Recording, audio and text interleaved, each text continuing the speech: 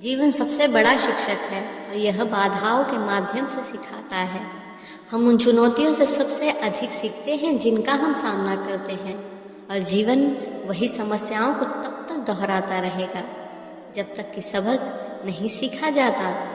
चुनौतियों से पार पाना ही जीवन में आगे बढ़ने का एकमात्र उपाय है।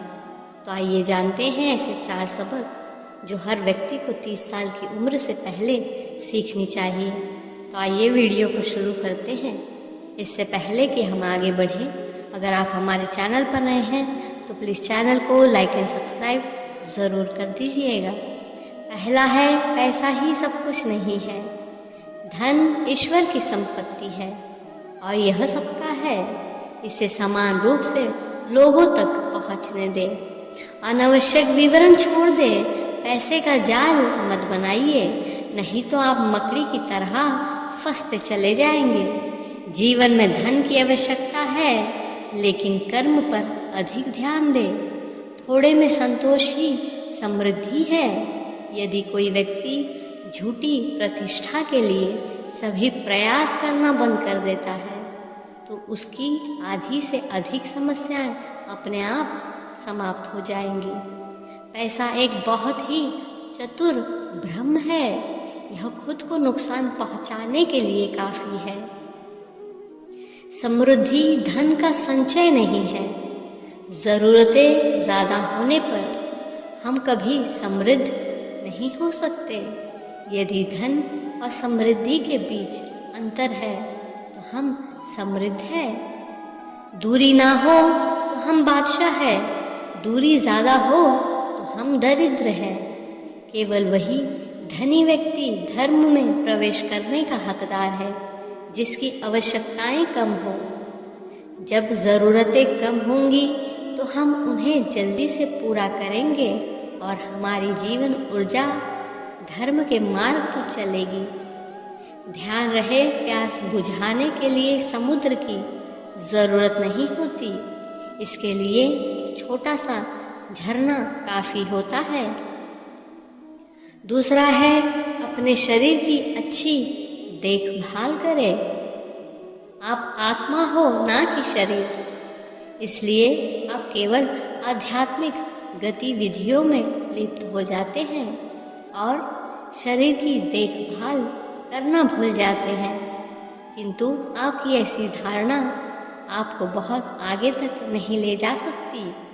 यह सत्य है कि हम शरीर नहीं हैं, फिर भी हम जब तक जीवित रहते हैं शरीर हमारा वाहक होता है और हमें इसका आभार व्यक्त कर इसकी देखभाल करनी चाहिए। हमारा शरीर हमें धार्मिक गतिविधियों में तल्लीन करने का वाहन है। यदि शरीर अस्वस्थ हो जाता है तब आध्यात्मिक कार्यों में भी बाधा उत्पन्न होती है। श्री कृष्ण कहते हैं, अधिक भोजन करना या बिल्कुल भी ना खाना, अति सक्रियता और पूर्ण निष्क्रियता आदि सभी योग में बाधक है। आध्यात्मिक साधकों को चाहिए कि वे ताजा भोजन, पौष्टिक आहार, नित्य व्यायाम तथा रात्रि में पर्याप्त नींद लेकर अपने शरीर की अच्छी देखभाल करें। तीसरा है, असफलता अच्छी है। आपकी सीखने की प्रक्रिया के लिए विफलता आवश्यक है। हमें पहले ही पता चल गया था कि विफलता खराब है, लेकिन जैसे जैसे आपकी उम्र बढ़ती है आप महसूस करेंगे कि सभी विफलताएं भयानक नहीं होती है। जीवन में सफलता पाने के लिए हम लोग दिन रात मेहनत किया करते हैं, लेकिन कई बार सफलता हम लोगों के हाथ नहीं लग पाती।